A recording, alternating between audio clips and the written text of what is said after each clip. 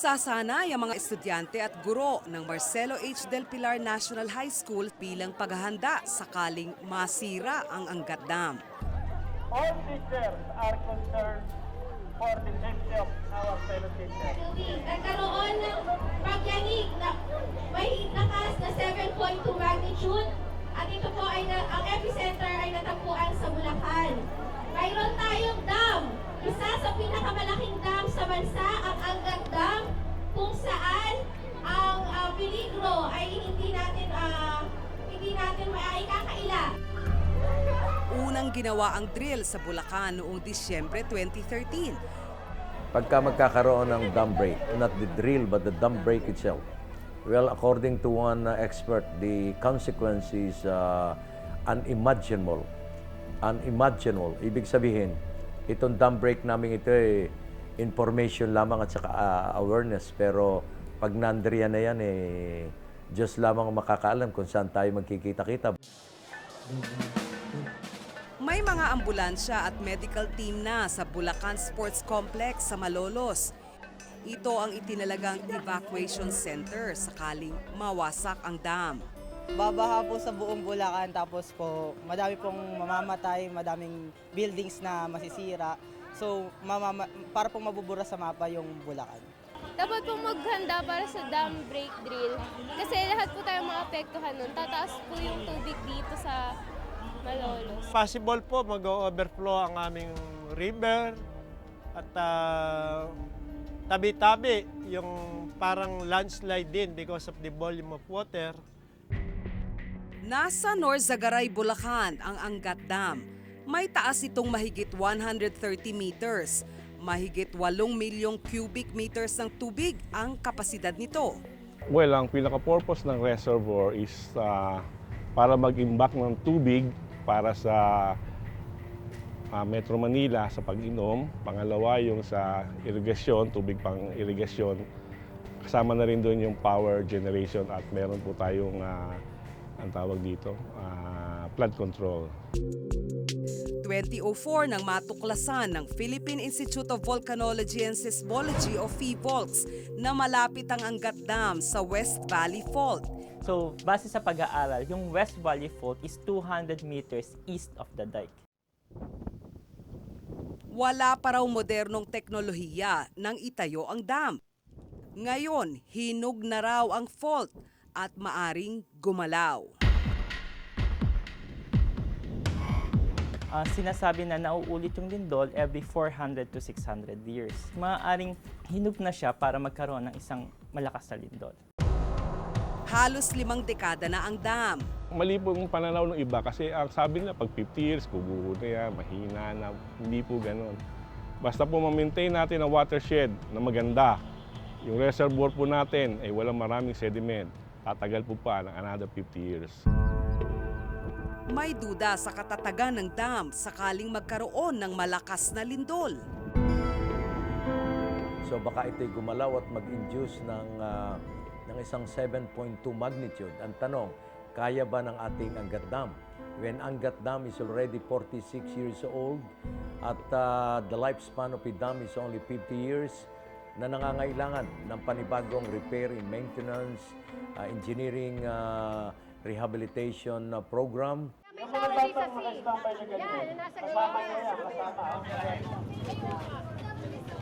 Isa ang 4th-year high school student na si David Thomas sa mga kasali sa drill. Nakakatakot po kasi po maaari po tayong makitil po yung buhay natin. Lulubog po yung lungsod kung saan po wala po tayong malaman kung saan po pupunta kasi po tubig po yung kalaban natin. Hindi biro para kay David Thomas ang pagsasanay na ito. Kailangan po seryosohin kasi po ito po yung magbibigay po ng kaalaman sa mga estudyante kung paano po ang dapat gawin in case po na mangyari talaga yung Kumbaga naging paghahanda po natin ito. Aabot sa 2 metro o mahigit 6 feet ang taas ng tubig sa kanilang lugar sakaling masira ang dam. Pero wala pang paghahanda na ginagawa sa komunidad ni na David Thomas. Sana po magkaroon po ng mga pagsasagawa ng mga drills para po marami pong maligtas, marami po yung nakakaalam kung ano po yung dapat gawin in case na mangyari yung ganitong mga senaryo. pagdating nila sa kanilang tahanan ang mga estudyante magandang bihikulo para magpaliwanag at maparating sa kanilang pamilya kung ano ang dapat gawin. And from here, ito'y ibababa natin sa mga bayan-bayan. Ayon sa pag-aaral ng Tonkin and Taylor, isang research firm sa New Zealand, halos 50 metro ang pinakamataas na baha sa ilang lugar kapag nasira ang dam. Base sa pag-aaral nila, sabi lang very destructive. Una kasi kung lindol, ibig sabihin marami nang maapektuhan sa paglindol. Tapos, as a consequence nung paglindol, meron pang dam break. Malaking bahagi rin ng Bulacan at ilang lugar sa Pampanga at Metro Manila ang posibleng abuti ng baha. Dalawang bagay kasi yung maaaring masira yung Angat Dam Pwedeng doon sa study ng Tonkin and Taylor na pagka nagkaroon ng 7.2 magnitude na EQ, maaaring mabugno siya. Or yung continuous na maraming ulan na ma-overtop yung reservoir natin. Ang Bulacan Sports Complex na itinalagang evacuation center ay hindi raw aabuti ng baha. Based doon sa study ng Tonkin and Taylor, may mga inundation map sila. Nakita dito na yung sports complex, hindi siya aabuti ng tubig. So, may error kasi sila na plus or minus 2 meters. So, yung sports complex naman natin mataas. 20,000 tao lang ang kasya sa sports complex. Mahigit 200,000 ang populasyon ng Malolos. Actually, ito yung safe na lugar na pag-aari ng provincial government bilang pang-augment sa mga kakulangan ng evacuation centers ng mga ibang LGUs kung sakaling magkaroon ng ganitong senaryo. Maagang paghahanda raw ang ginagawa ng Bulacan. May mga natatakot din, kaya lang kailangang continuous pa rin yung pag-i-inform namin sa kanila. Kasi 3 million yung Bulacanyo, siyempre.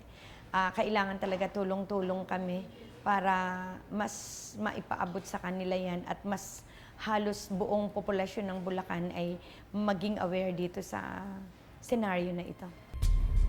Pero ayon sa pamunuan ng Angat Dam, walang dapat ikatakot dahil kakayanin ng dam ang malakas na lindol. Ayun ang aming pagkakaalam.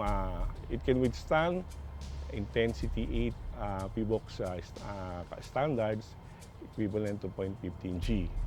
0.15 G. G is the gravitational acceleration.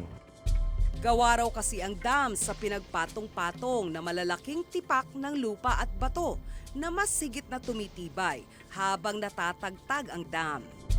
Mas dapat daw alamin kung matibay ang mga bahay at gusali. Ang sabi nga natin, hindi lang naman dapat yung dam yung naghahanda. Even tayong nasa Metro Manila, dapat naghahanda tayo. Kasi yung epekto ng paggalaw ng fault na yon ay makakapag-generate ng at least intensity 8 na lindol. So malakas na lindol yon. Pero hindi raw dapat ipagsawalang bahala ang banta ng pagkasira ng dam.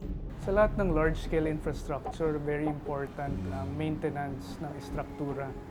Hindi lamang doon sa pagprotekta ng investment natin, kundi pati doon sa potential na maging pinsala, mas malaki pang pinsala kung may mangyari man dito sa mga struktura na to. Inaprubahan na ng Malacanang noong 2012 ang 5.7 billion pesos na pondo para patibayin ang Angat Dam. Pero hanggang ngayon, wala pang pagkumpuni na ginagawa sa dam.